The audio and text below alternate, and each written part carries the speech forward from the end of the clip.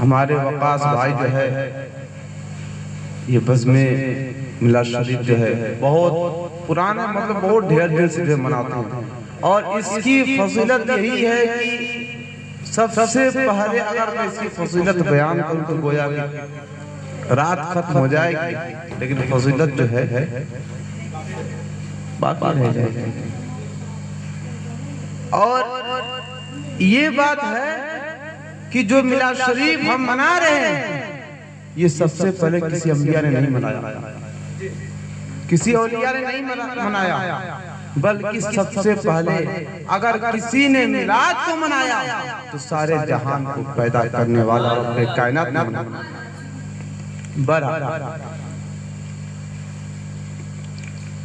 اللہ ارشاد فرماتا ہے یا ایھا الناس اتقوا ربکم الذی خلقکم من نفس واحدۃ وخلق منها زوجها وبث منهما رجالا كثيرا ونساء واتقوا الله الذي تساءلون به والارحام ان الله كان عليكم رقيبا۔ اے ایمان والو، اللہ سے ڈرو جس نے تمہیں ایک جان سے پیدا کیا اور اسی سے اس کا جوڑا بنایا اور اسی سے بہت سے مرد اور عورت پھیلا دیا۔ اے ایمان والو، رب کائنات سے ڈرو جس کے نام پر تم مانگتے ہو اور رشتوں کا لحاظ رکھو، بے شک اللہ تمہیں ہر وقت دیکھ رہا ہے۔ ادھا پشیس مو پریسنتران پات کو رگ وید کان سنکھیا 8 سکت نمبر 33 منتر نمبر 19۔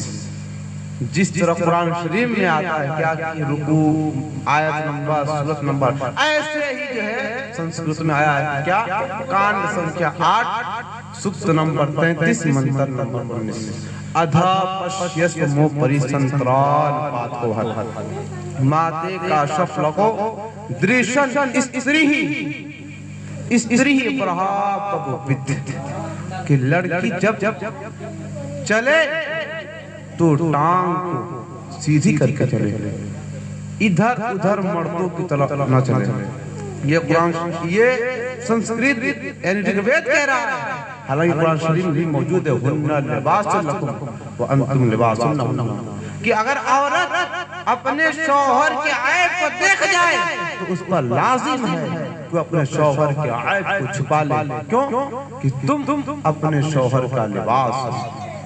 اور اگر شوہر اپنی بیوی کے عیب کو دیکھے تو اس پر بھی لازم ہے، واجب ہے، انیواریا ہے کہ جو ہے وہ اپنی بیوی کے عیب کو لباس میں چھپا لے، کیونکہ تم دونوں ایک دوسرے کا لباس ہو۔ ادھا پشیس کو مو پریسنتران پات کو ماتے کا شف لکو دریشن استری ہی پرہا بھاوت۔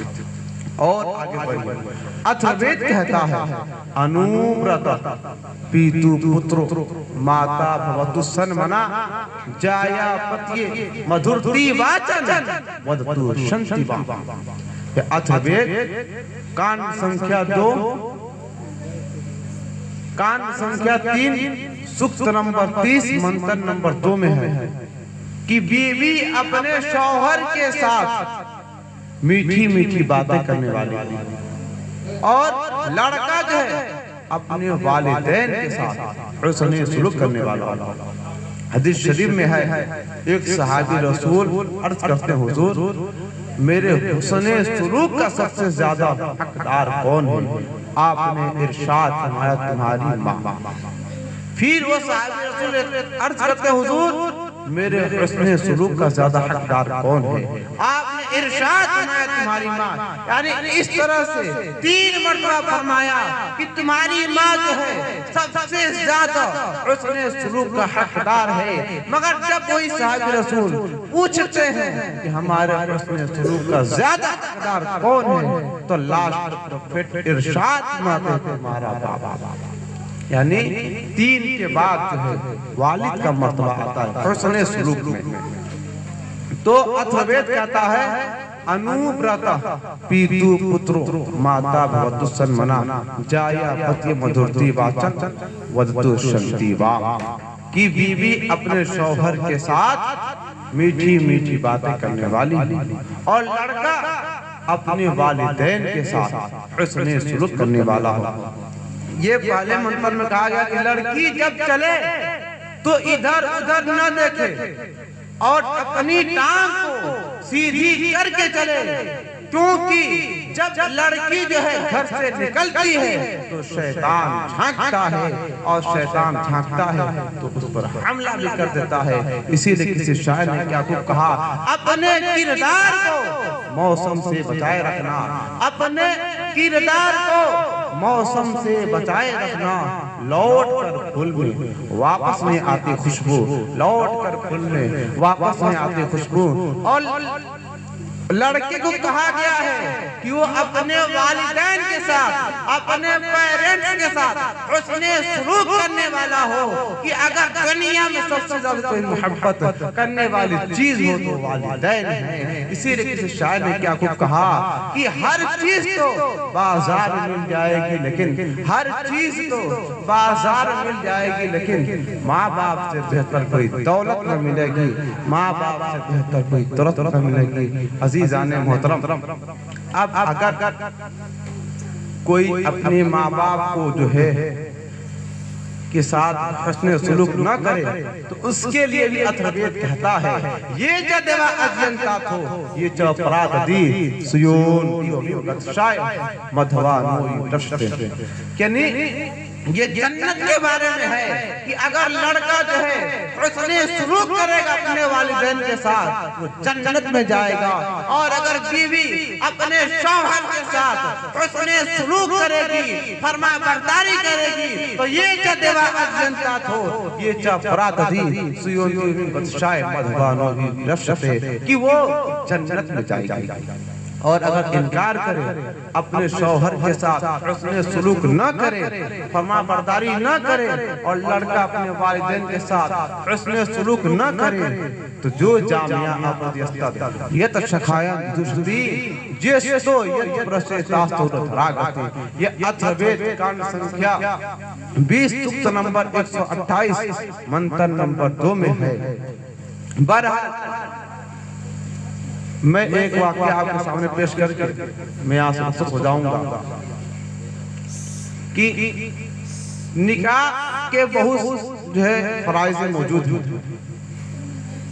एक वाक्य ये है कि एक औरत मकान पर उबाला खाना पर थी, ऊपर छत पर अचानक जो है उसके शौहर जो है मकान से कहीं चले जाते हैं, सामान या रिस्क के लिए चले जाते हैं। तो क्या होता है कि उसका बाप यानी लड़की का बाप नीचे जो है परेशान हो जाता है, उसकी तकलीफ, वो बीमार हाल हो जाता है, उसकी तबीयत खराब हो जाती है। अब लड़की किसी से ये कहने के लिए, इजाजत तलब करने के लिए हुजूर सल्लल्लाहु अलैहि वसल्लम की बारगाह में भेजी थी कि वो इजाजत मांग कर लाए कि मैं अपने बाप की इयादत कर सकूं।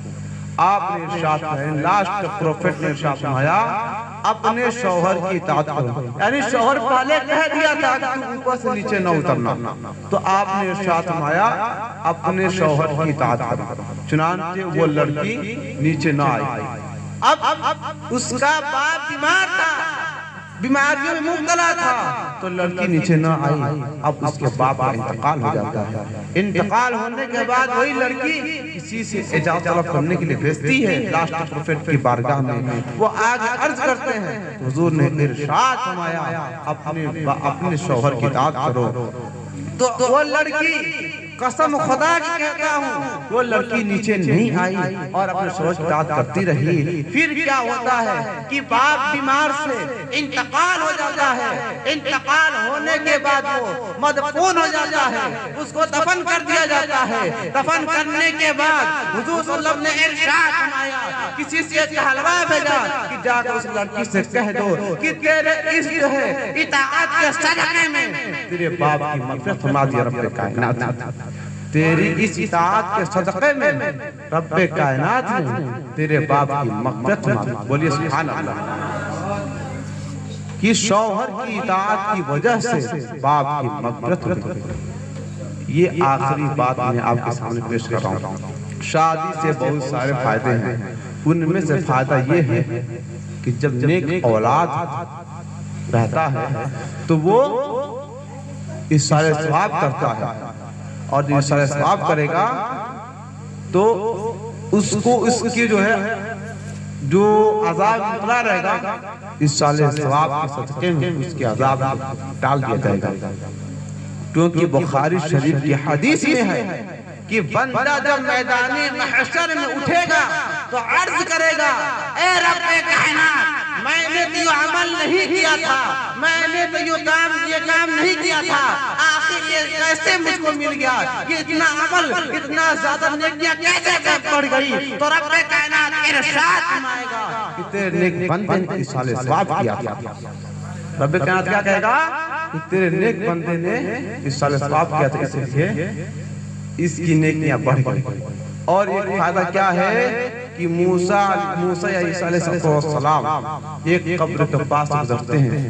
امام رازی تفسیر میں ارشاد فرماتے ہیں کہ موسیٰ علیہ السلام ایک قبر کے پاس سے گزرتے ہیں تو کیا دیکھتے ہیں کہ وہ مردے پر عذاب کے فرشتے مقرر ہیں اور اس کو عذاب دے رہے ہیں.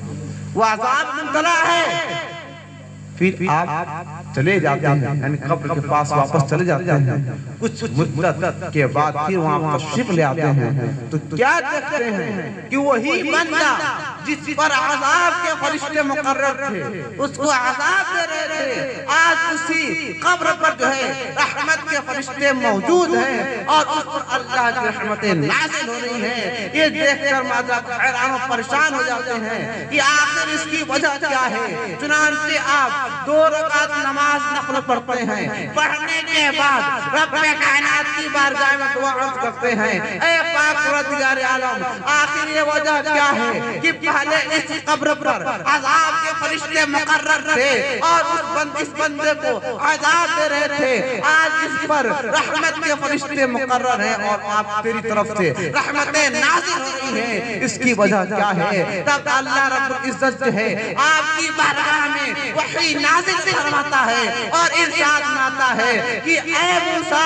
کہ یہ جو بندہ ہے جس پر رحمت کے فرشتے موجود ہیں, اس کی بیوی حاملہ تھی اور بیوی نے بچہ جنی. جننے کے بعد کیا ہوتا ہے, وہی بیوی جو ہے اپنے لڑکے کو مدرسے میں داخلہ کرا دی. داخلہ کرانے کے بعد کیا ہوتا ہے کہ استاد نے اس کو صرف بسم اللہ الرحمن الرحیم پڑھایا تو مجھ کو شرم آئی اے موسیٰ کہ میں اس کے باپ کو زمین کے نیچے تکلیف دوں جس کا بیٹا زمین کے اوپر میرا نام لے رہا ہوں.